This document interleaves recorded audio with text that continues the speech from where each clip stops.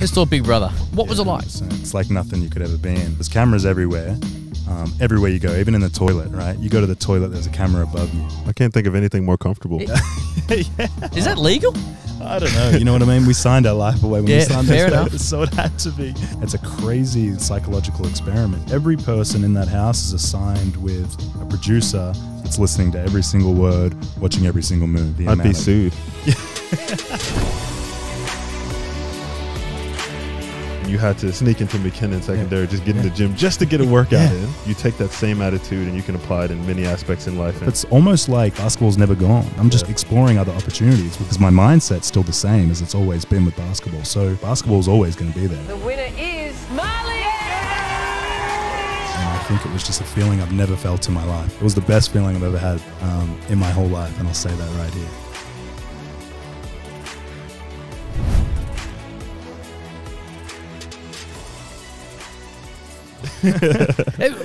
Where'd you two meet? Hey, what's the story between you two? What's the friendship? How long's it been? So I remember this was training at MSAC, MBL training for us, and you know, it was fresh out of Pepperdine. Yeah.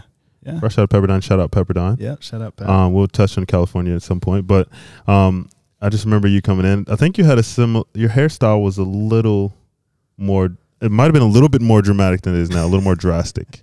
And I was like, that guy caught me off guard a bit. And he was just whopping threes, you know, reversals in and outs, all types of stuff. So it caught my eye, and I was like, okay, this guy can hoop. But yeah, that was our first time we met. I appreciate that, Dill. I think the first thing I noticed with you, especially when I met you, was just what a humble, you know, punctual. Is that the right word I want to use? I think, and just down to earth kind of guy you were. Yeah, and I think we just clicked right away. Yeah, 100%. Yeah, when we were at MSAC, I remember that. We started training and all that.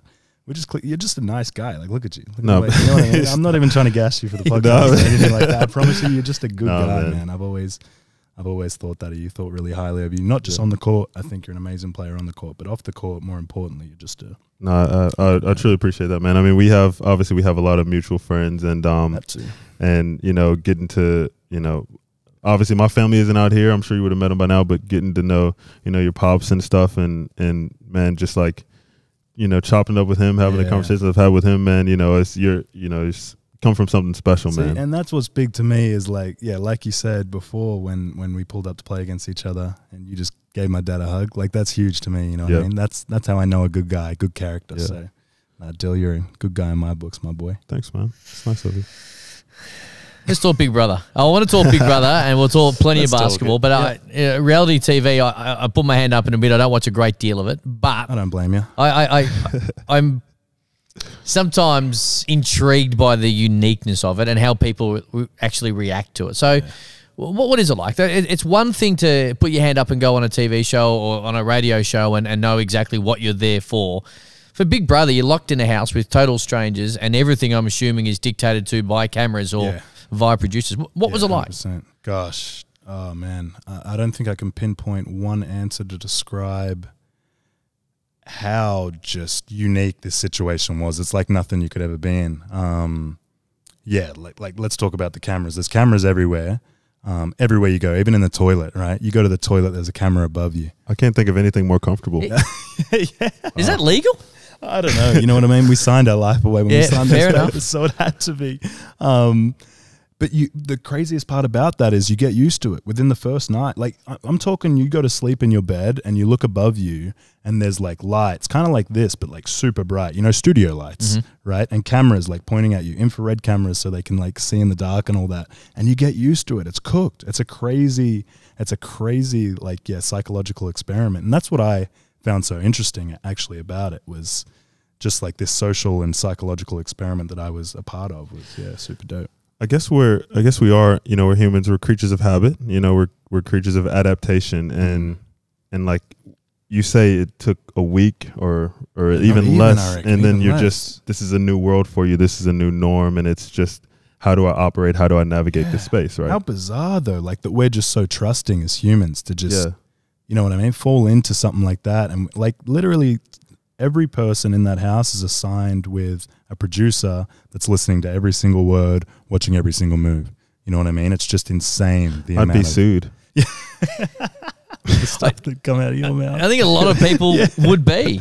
I think. Did you have to? Did you temper your behavior? Did you find yourself tempering your behavior at all? Well, look, for the most part, no. For the most part, no, I didn't, because what you saw in the show is exactly who I am. But obviously, I wasn't just going to go into that experience, especially in my work, like with what I do for work, in terms of working in disability and working with kids. I'm not going to go in there and swear my ass off, you know what I mean, or act crazy in there. It's not who I am, first and foremost, but I'm definitely going to limit that wherever I can. So yeah, I didn't really change my behavior or anything like that, but I was definitely mindful of some things. Why'd you go on? Good question. Well, I've always loved the show. Yep. Me and my mum actually loved watching the show. And the reason I went on is because the show's completely different than how it used to be. If it was how it used to be, I wouldn't even be on there, obviously. I mean, I got a girlfriend and everything like that. I've got no place to be on Big Brother. But because of the fact that it's now a competitive space, it worked hand in hand with who I am, you know what I mean? I love competing. So the challenges and all that were just so intriguing to me that I wanted to give these things a crack. I didn't do all that well in them, but I gave them a shot. I think you did all right. Yeah, judging by what happened at the end, I think you did all right. Yeah, I did okay. I think you. You navigated it unbelievably. But it's to your credit, like being genuine and like operating in a space in a way that it's transparent, and that's how you keep it going for so long. Exactly. I mean, with that in mind, like a guy like Daniel, right? So, at what point is there? Okay, I have to do this to get this outcome, or I have to be that to get this. So, are there people that you build friendships up or rapport with that is a bit different from how they were represented or how we saw them?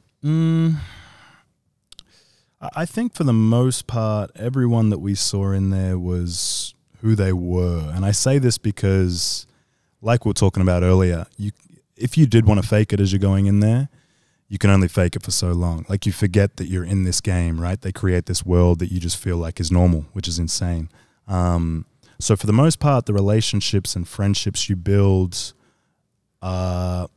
they're definitely ones that are real in a sense. Well, in this world that you're in, they might not be ones that you hang out with outside of the show or the game, but definitely for you inside this house, they're real. You create real connections, and I think that's what I did really well in the game and wanted to do, was create real connections with people so that ultimately, I could progress further. You know what I mean? You got to create relationships of depth for people to feel like they don't want to get rid of you. It's one thing to put you on the chair, but it's one thing to then go through your mind and think, I can get rid of this person. So when did you start to think, or maybe change your approach, when it became a legitimate chance you could win? Because the cash, I'm assuming, is a big part of why anyone goes in this type of experience. So when did it start to maybe tinker a little bit as you got deeper into it? Yeah, good question. I probably halfway through, I think. Halfway through when people started to get knocked off and people started to get eliminated, then I really felt like I had a good chance at this. From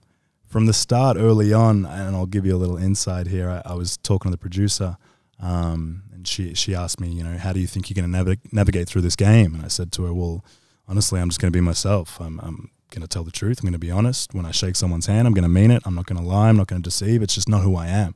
I don't care if I'm in a game or not. I'm going to be me. And she kind of giggled. She kind of laughed, and she was like, well, good luck doing that. You know what I mean? Because this game wants to force you to do these things.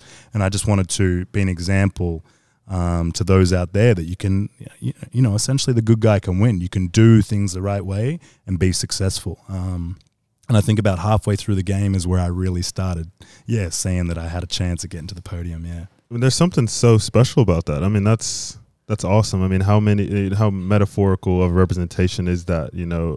Producer, or just the idea of asking or any kind of like forcing upon you something that's not you, and how often do we just falter, or how often are we willing to put our morals aside just in search of something that is not truly or really fulfilling at the end of the day anyway. It's only fulfilling when it's done in good faith or in good heart or in value of family. Couldn't agree more. That's exactly right. And I think a lot of people were in there that definitely might have tweaked their behavior or did a little this, did a little that just for airtime. You know, because a lot of people, you know, they want airtime. They need that airtime. It's the era of Instagram. Exactly, they need that right. clickbait. You know, and you can't fault them for that. You can't blame them, but it's just not who I am. We play a lot of hoops, but we've never picked it out. We haven't picked it out. You can get started, man. I was just about to let you go. I was thinking you should do it. I can start with something. I don't actually. What are we going to start with? Whoa, Jill, I haven't hooped for a while. Like I told you, like I might be a little rusty. That's a good thing. Yeah. So maybe I can even just start with a left-hand layup. If I don't make that, I deserve to lose. One-handed though. One-handed, Dill. There we go. Yeah, you know what I mean? That's what I'm saying. We've got to start somewhere. You know what? Bank right here. All right, go. Now we're warm. Glass quite well. Huh? Huh?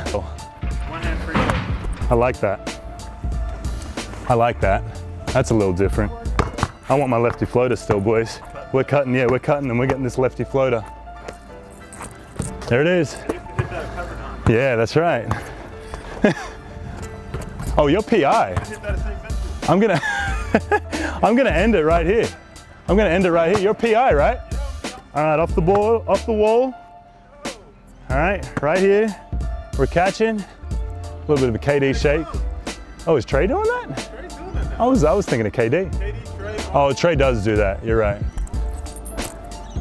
Ooh! I just got to end it here for you. I'm sorry, Dill. You're going to be done, dude. It was a pleasure, though. It was a pleasure. Off the wall first. Yeah. Hold off the wall. You're going to forget the vital step. Right hand? Yeah, right hand. And then I catch it out, so. Yeah, then yeah, you know. Give me a little shimmy, a little something. There it is. See, that looked like KD. Yeah, talk about it a little bit. Yeah.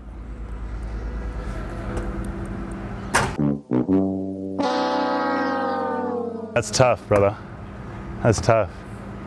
I'm sorry I had to do that to you. But it was a pleasure. All love, my boy. I think your basketball background probably helps you win stuff like that more than a lot of people would realize, because at some point, and we spoke about this, we've spoken about this, about being a pro athlete, at some point everyone wants to do something or be something, and as time goes on and you get deeper into something, or it becomes a little bit harder or a little more challenging, or you've got to make a sacrifice. That's the difference between ending up being a professional athlete, basketballer or otherwise, or not. So at some point, your discipline and dedication with your career was going to hold you in good stead against other people the deeper this thing went. Yeah, that's exactly what did. And I think everything that I've been through in my journey, gosh, we could sit here for hours if we talked about that. But everything that I've been through allowed me to get through that game with ease. It was easy for me. I was chill. A lot of people in there were going, like, losing it. And you know, and I don't fault them for it. The place was psychotic, you know what I mean? But I was just chill all the way throughout. Yeah, there was people that wanted to self-evict, leave at points, you know what I mean? But I was just, chill the whole way through, because I just like basketball. I've been through way tougher stuff than just this. And I think even going through these challenges, like you would be the same, Dill, like if I didn't win, I went into every single challenge expecting to win. And that wasn't in an arrogant way. It was just, I know how hard I've worked. I know how confident I am in my ability. And you need confidence in basketball, you need confidence in life, you need confidence in this game. So I went into every challenge expecting to win. I didn't win a lot of them, but even if I did lose, I'd pick myself right back up and go, all right, the next one, I'm going to win the next one. You know what I mean? I think it's that confidence that allowed me to get to the end of this game, definitely, as well. What was the first thing that, speaking of challenges, what was the first thing that went through your head when you won that 10K? Because at that moment, of course, you didn't know how could you have known you were going to win the whole competition? In that moment, you're in the middle of the competition, you're able to come away with 10K, and you know, it was a special moment. So, I mean, and let's talk about that. That was such a physical, and mental and just like an endurance based challenge. And I was like, this is my challenge. You know what I mean? We had to jump over these freaking poles and climb up these ropes and throw these 15-kilogram sandbags over this thing. Like, should have invited me. Yeah, you would, Dill. You would have called me. They took away his phone. That's your challenge. I'm glad you weren't there. Yeah, honestly, that would have been, you would have had that 10K. But yeah, the first thing that went through my mind, because at that point, obviously, I didn't know. I was so far from the finish line. I was like, man, I've won. Like, this is 10K to me, like at this, like this is crazy, you know what I mean? And that whole time through that challenge, I remember the whole time I just had Dad on my mind, and I blew that challenge out the water. I think the whole production team, they were kind of surprised with how quickly it ended. It was like 10 minutes, you know what I mean? They might have made it seem longer, but it was quick, bang. It's awesome. I was done, yeah. So it was a real special moment, yeah.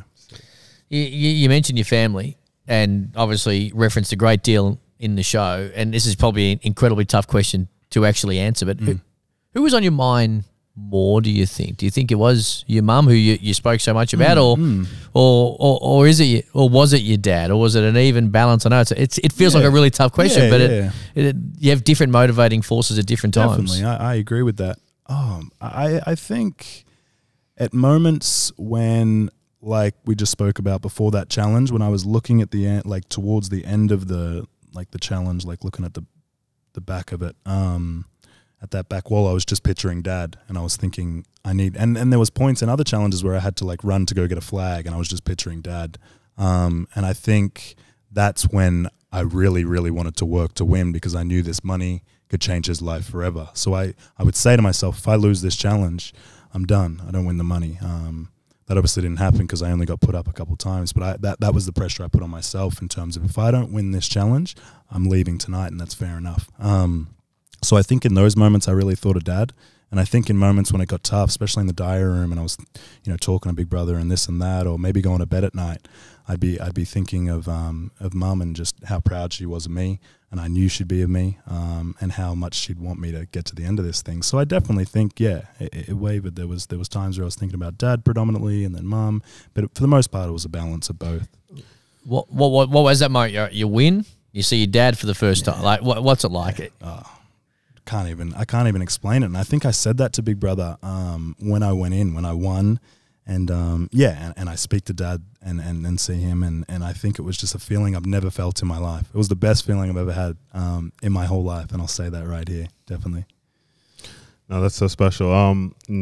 Just to touch on what you just said, I lost my father in university, and I remember going back, after a month, and trying to get back into my routine, trying to get back into my rhythm. Yeah. And and just as you alluded to, it's as you said, Cam, is it multiple forces? Yes, it's absolutely multiple forces, and finding that motivation for one thing may be different for the next, but it comes, and you don't have to summon it, kind of thing, right? It comes, and you being so so real and so authentic with that in front of a nation was like, there were a lot of people who felt it. It wasn't entertainment value. It was humanity. It was humankind value. Yeah.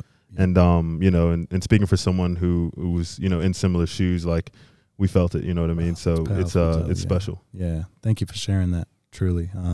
That was another part, and another reason I wanted to be on there was to touch just one person's life. And in fact, I touched. I couldn't tell you. It could have been upwards to 1 million people. That's it. You know what I mean? You touched like probably 2.5 million lives. That's insane. And isn't that crazy? Isn't that crazy? Why not? Right? I mean, that's awesome. Yeah. Oh man. So it was special. It was special. I was just so proud. Not just because I won, but because I was me. Yeah. I was able to be me the whole way through, and the fact that I could show the world that you can be a man, a black man at this, and be in touch with your emotions, and be willing to be vulnerable, and talk about how much you love your loved ones and why you want to do things. I think that was pretty cool, yeah. All right, I'm ready to go. I'm not taking any dribbles in between either. Are you ready? Yeah, I'm ready to go, baby. Let's do it. You already know. Good luck. I don't need it. Yeah, okay. Okay, maybe I do need it. All right, there we go. Now we're warm. You see, Dill, I just needed one miss to get out the way.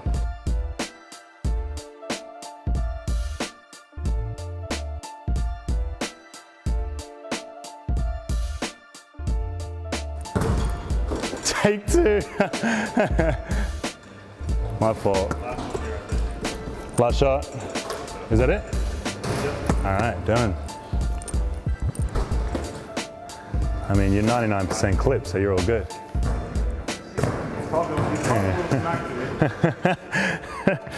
least I don't have Ben. Yeah, I know. You don't have Ben in your ear like I did. Right? All right, 3 for 3.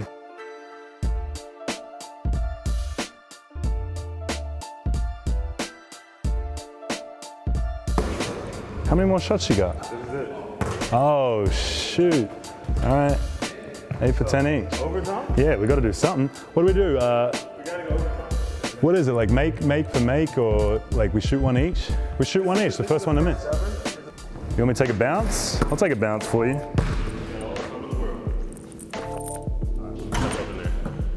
Oh, that hit every piece of the rim too. It still wanted to go in there.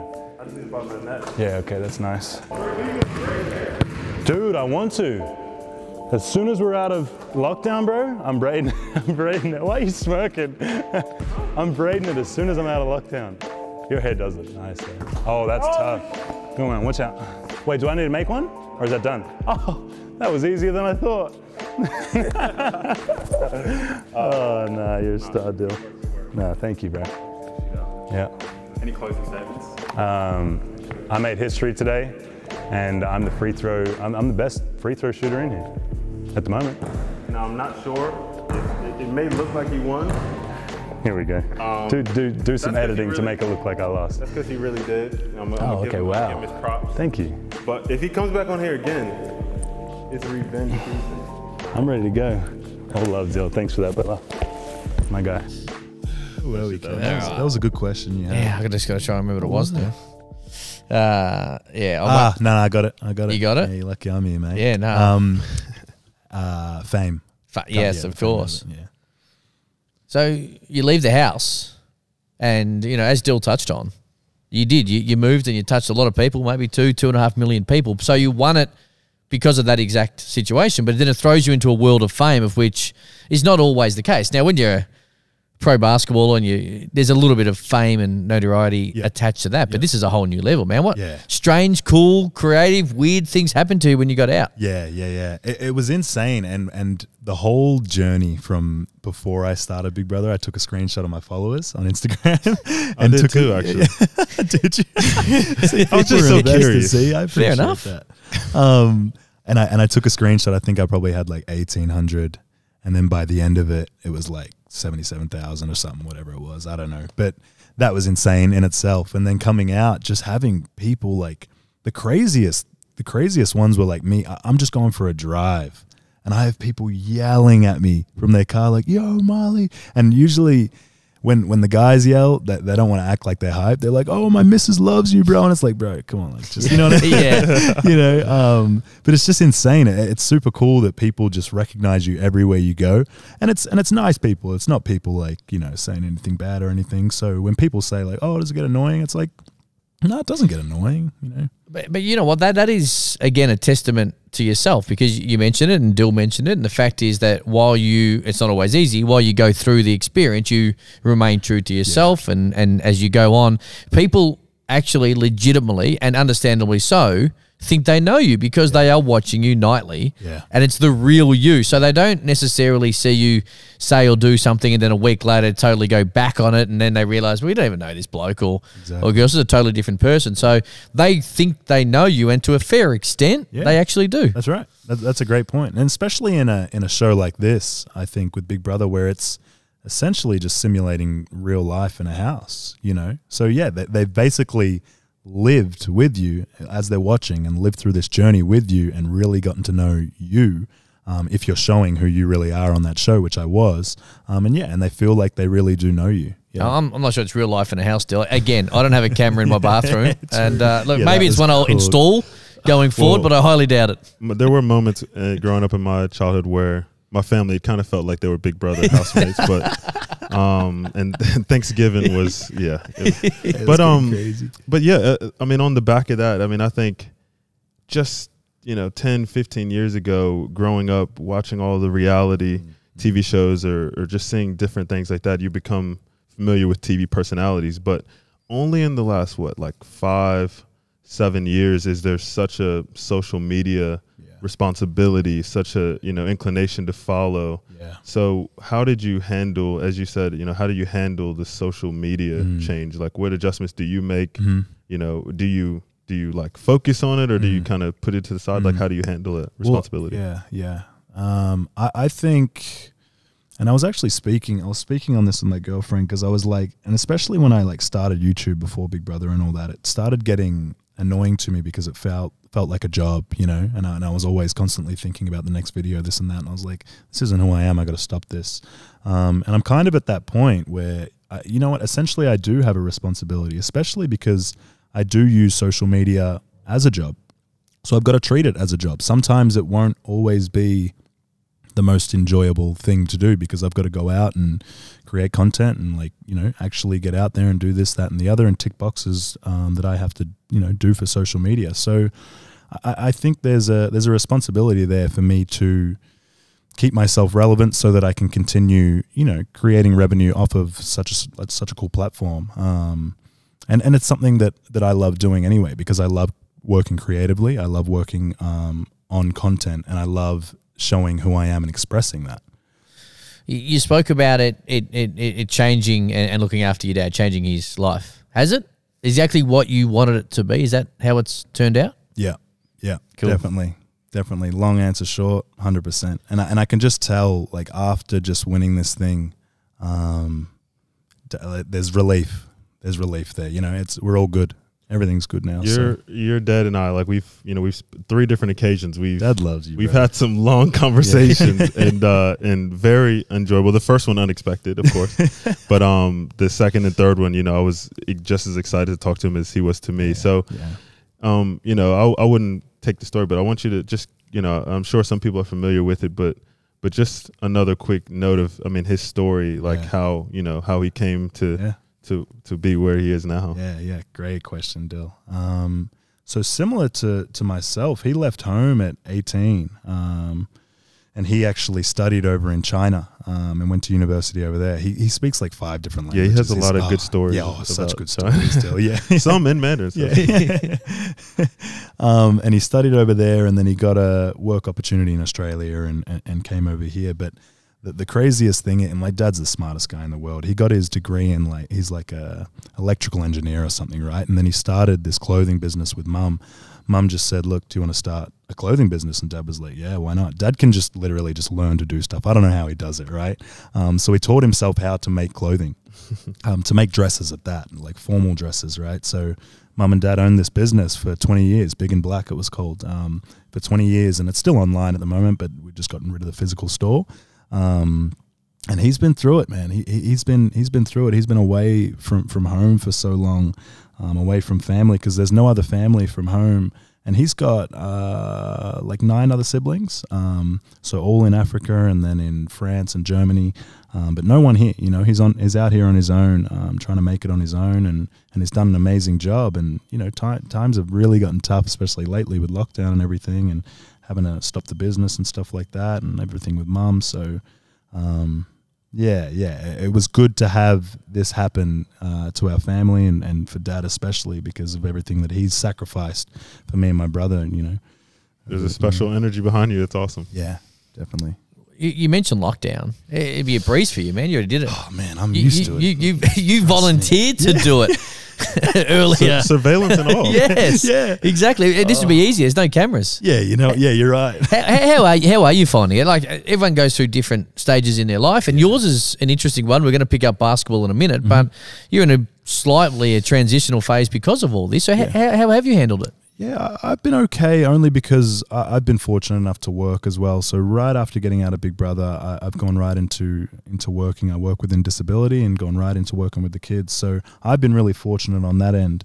I think, honestly, I feel like I've been in lockdown for about a year. I had to quarantine going up to Sydney before Big Brother, be in this house for 3 months, go insane, come out of that, 2 weeks in quarantine again, and having to quarantine, hotel quarantine that is, over New Year's and Christmas, come home, we're in lockdown, you know, and then go back for finale, and then come back and back in quarantine and lockdown again. It's been crazy, but I've just been trying to stay occupied, stay moving, And I've, like I said, I've been very lucky that I've been able to work. So I've been busy. I've been all right.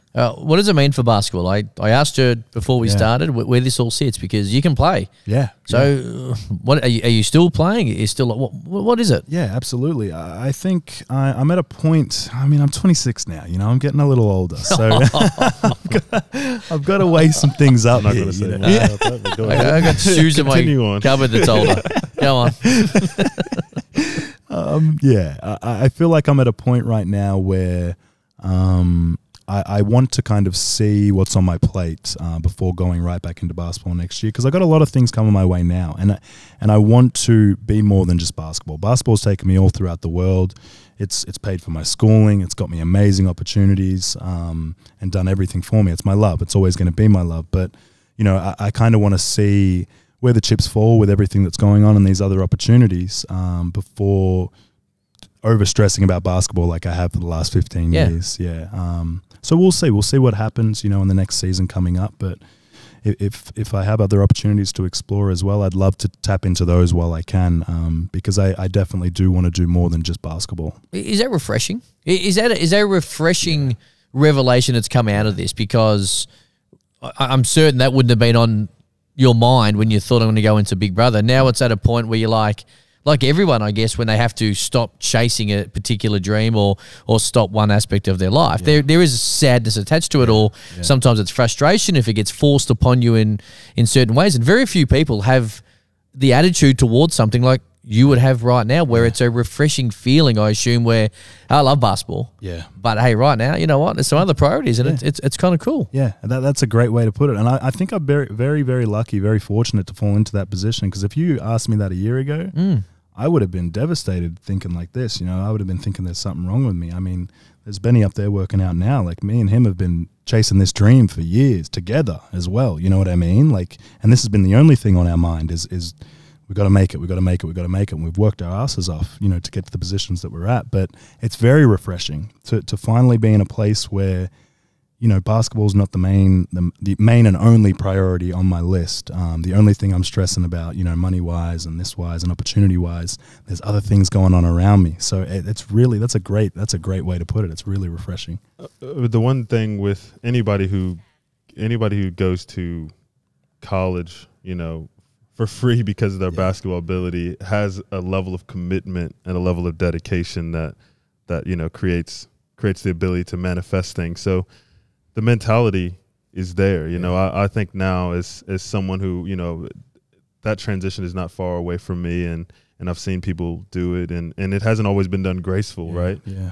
You know, you've been blessed with an opportunity that's come to you a little bit sooner than you've had to force it, but the mentality of taking that, you know, when you had to sneak into McKinnon secondary, just get in the gym just to get a workout in, just to get you know, so just to grind, and you take that same attitude and you can apply it in many aspects in life, and yeah, it's an awesome thing to see you doing right now. Yeah, thank you, Dill. And I think it all carries over, and you'll see that. We all see that in basketball. Our discipline, our work ethic, our competitive nature within this game carries over to everything in life. And I think I'll always, you know, go into something working my ass off within it and doing everything I can to be the best at it. And I think that's a credit to basketball, you know, my first love. So yeah, it's awesome to be able to carry those skills over. And I never thought it could translate to anything else, but carrying these skills that I've learned, these experiences that I've had through basketball into other aspects of life, it's almost like basketball's never gone. It's just, I'm just doing, exploring other opportunities with basketball still there, because my mindset's still the same as it's always been with basketball. So yeah, it's kind of cool to think that basketball is always going to be there. It's always still here. Yeah. Have you got a favorite basketball game you look back on? Oh, I got a couple. And they would definitely be games when I was at college, probably at Pepperdine too. My game in Madison Square Garden was crazy. That's insane. Who'd you play against? Richmond University. And we lost by Spiders. 2. Yeah, was that a Sweet 16 year for them? You know what? It could. They made. Remember, there was a time where they made deep runs, Elite 8, Sweet 16 back to back. It could have been that year, Dill. It could have been that year. Tough. Yeah, Madison Square Garden, the Mecca. You know what I mean? Have you played it, Dill? Yeah, have you played? No, but I've seen it on TV. Well, have you been to Madison Square Garden? No. All right. You and I are going to go there. Yeah. But even to walk into the place as a fan, and I've been lucky enough to do it a couple of times for college and NBA, it is cool. It's spine tingling. And for a armchair expert such as myself, they have amazing hot dogs. Like it took me. Oh, really? It took me about a quarter to get through it. The thing was that big. But it is for people, it sounds like a cliche when people say, hey, Madison Square Garden it's the Mecca. And if you haven't been there, I understand, and I probably had this feeling prior to actually going. I'll be like, I'm sure it's going to be cool, but there is something about it. What was it like to be on the court? You know what? You felt like being in a stadium, an arena like that, you felt like you were so small compared to everything around you. All the lighting was just on the court, right? And you felt like the court, it was almost like this table, right? Like it's just a little court and then there's just this huge audience around you. It's crazy. You feel like you're in a theater. So it was insane. It was the craziest feeling. And then stepping onto the floor in Madison Square Garden, I remember just in warm-ups, we were messing around, like touching the net, touching the backboard, like little kids, like, yo, we're touching, you know what I mean? Yeah. It was the craziest experience, I think. That's one. Yeah, that's one. What's your other one? I reckon it would have to be a huge game that I played in with Pep again, maybe against Gonzaga, maybe against BYU in front of like 16,000 fans, where I could not hear a thing on the court. And I just thought that was so cool, especially in a college environment. And there's people chanting. Everyone's go-to line, especially when we played against Gonzaga or BYU, is, "Oh, it's Brittany Griner. You look like Brittany Griner." So that's all I could hear. Yeah, shout out Brittany Griner. Yeah, she's a superstar. BG. I'll take that. But I couldn't hear a thing, and just getting wins, and especially over BYU, a huge win for us. And coming, I think it was when Gonzaga were maybe number 2 in the nation. And I think we just lost that game. Like, it was huge games. It was great experiences and great life experiences for me as well. It was cool. I was actually at the national championship game where Gonzaga lost to North Carolina. Yeah. And it's one of the weirdest games of basketball, in fact, of sport I've ever been to, because if you remember it, there was whistle after whistle after whistle. It was a really dour grind of a game. And you just always had the feeling that Gonzaga were going to win. That's the feeling I had the entire way through, and we got to the last 2 minutes of the game, and then the Tar Heels got 2 breakaway dunks, and the buzzer went, and they won by 7 points. It was a really weird experience. 60,000 at Phoenix. Zag's trying to do what they've never done for a long, and it was like, they'll get this, grind, whistle, a little bit of that whole, Jesus, a bit frustrating as a fan. You can imagine what the players are feeling. And then it was like that, 2 minutes, game over. It was just a really weird feeling, and Gonzaga played their basketball that way, and were highly successful doing it. But it was an interesting game to be at. Yeah, definitely, I'm sure. And just to touch on that real quick, that's how you felt coming up against Gonzaga. Like, you never, like, even if you were up, you still felt like you were going to lose the game almost. They were just, that program and what they're doing over there and the level of players that they get over there, they're elite. They're really, really good. They're coached really well too. And it's just, you can just tell in the players' demeanors, you could be up by 7, 8, 9, but you still feel like you're only up by 2 against them. You know what I mean? Gonzaga plays the passing lane. Yeah, they definitely play the passing lane. Yeah, they definitely do. Man, cool experiences. I tell you what, this has been cool. Like, as I said, I put my hand up. I didn't watch a great deal of Big Brother, and I became aware of you because of mutual friends that we have, and the growing feeling of pride and excitement within the basketball community, in particular in Victoria, as you continue to do your thing. And I caught a lot of it later in the series, which is the best time to jump on a bandwagon deal when someone's about to win. So to have a chat to you, and you mentioned it earlier, we could sit here and talk for hours, and no doubt at some point going forward we will. So thanks for dropping in, and we'll get you again sometime soon. Absolutely. Nah, thank you guys for having me, man. I loved it. Thank you.